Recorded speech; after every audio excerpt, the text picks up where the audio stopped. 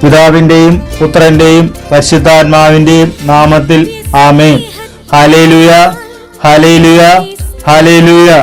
യേശുവേ നന്ദി, യേശുവേ മഹത്വം, യേശുവേ ആരാധന. ഹല്ലേലൂയ, ഹല്ലേലൂയ, ഹല്ലേലൂയ. പ്രിയ സഹോദരരെ, വളരെയധികം നന്ദി നിറഞ്ഞ ഹൃദയത്തോടെ നമുക്കായിരിക്കാം. ഇക്കഴിഞ്ഞ ഒരു വർഷക്കാലം എണ്ണിയാൽ തീരാത്ത അനുഗ്രഹങ്ങൾ നൽകി നമ്മെ കാത്തുപരിപാലിക്കുന്ന ആ അനന്ത സ്നേഹത്തിന് മുമ്പിൽ നമ്മുടെ ഹൃദയങ്ങളെ നന്ദിയുള്ളതും സന്തോഷപൂർവവുമാക്കി മാറ്റാം.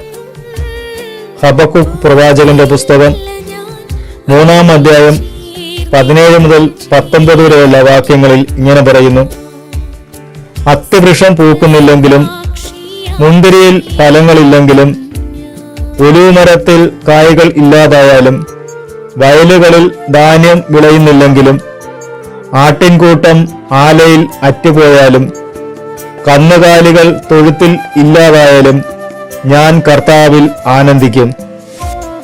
എന്റെ രക്ഷകനായ ദൈവത്തിൽ ഞാൻ സന്തോഷിക്കും. കർത്താവായ ദൈവമാണ് എന്റെ ബലം. ഹല്ലേലൂയ, ഹല്ലേലൂയ, ഹല്ലേലൂയ.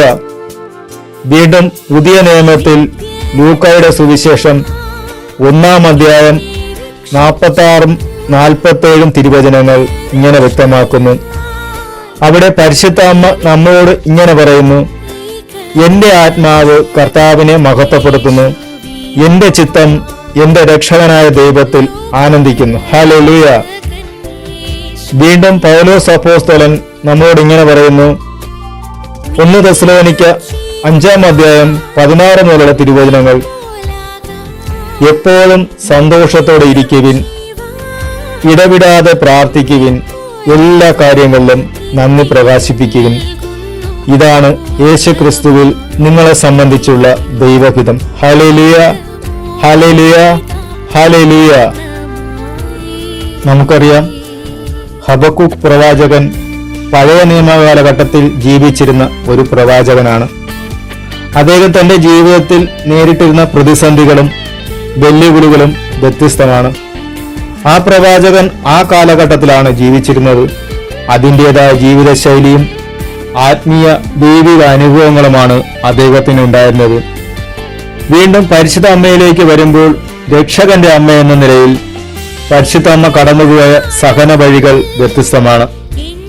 ഗബ്രിയേൽ മാലാഖ മംഗളവാർത്ത അറിയിക്കുന്നത് മുതൽ കാൽവരിയിൽ കുരിശിന്റെ ചുവട്ടിൽ ഈശോയുടെ ചേതനേറ്റ ശരീരം തന്റെ മടിയിൽ സ്വീകരിക്കുന്നതുവരെ അമ്മയുടെ ജീവിതാനുഭവങ്ങൾ, അമ്മ കടന്നുപോയ ആത്മീയ അനുഭവങ്ങൾ, അതെല്ലാം വ്യത്യസ്തമാണ്. വീണ്ടും അപ്പോസ്തലൻ എന്ന നിലയിൽ പൗലോസ്ലീഹയുടെ ആത്മീയ അനുഭവങ്ങളും വ്യത്യസ്തമാണ്. 3 പേരെ നമ്മൾ കണ്ടു. ഇവർ തീർത്തും വ്യത്യസ്തമായ കാലഘട്ടങ്ങളിലും സാഹചര്യങ്ങളിലും ജീവിച്ചിരുന്നവരായിരുന്നിട്ടും അവർ കർത്താവിൽ സന്തോഷിക്കുവിൻ എന്നാണ് അവരെല്ലാവരും ഏറ്റുപറയുന്നത്. Hallelujah, hallelujah. ഇവരെ പോലെ നമുക്കും ഏറ്റുപറയാം, എല്ലാ കാര്യങ്ങളിലും കർത്താവിൽ സന്തോഷിക്കുവിൻ. Hallelujah, hallelujah. പ്രിയപ്പെട്ടവരെ, ഈ ഒരു അനുഭവത്തിൽ ആയിരിക്കുവാനായി ഇരുകരങ്ങളും ഉയർത്തി നമുക്ക് കർത്താവിനെ സ്തുതിച്ചു മഹത്വപ്പെടുത്താം. ഹല്ലേലൂയ, ഹല്ലേലൂയ, ഹല്ലേലൂയ. നമ്മുടെ കണ്ണുകളെ അടയ്ക്കാം. നമ്മുടെ ജീവിതത്തെ അതായിരിക്കുന്ന അവസ്ഥയിൽ ഈശോയുടെ കരങ്ങളിലേക്ക് സമർപ്പിക്കാം.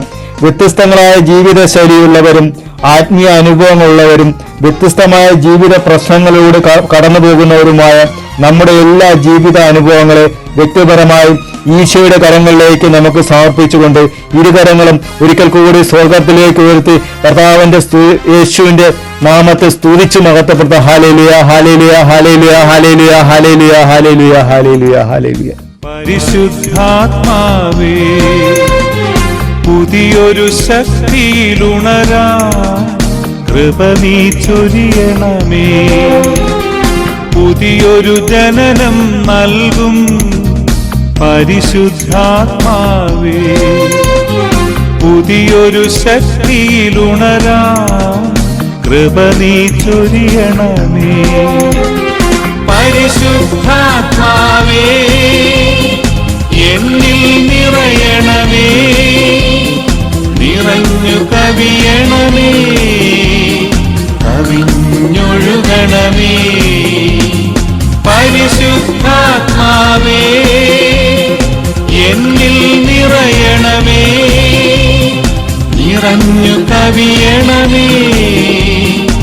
കവിഞ്ഞൊഴുകണമേ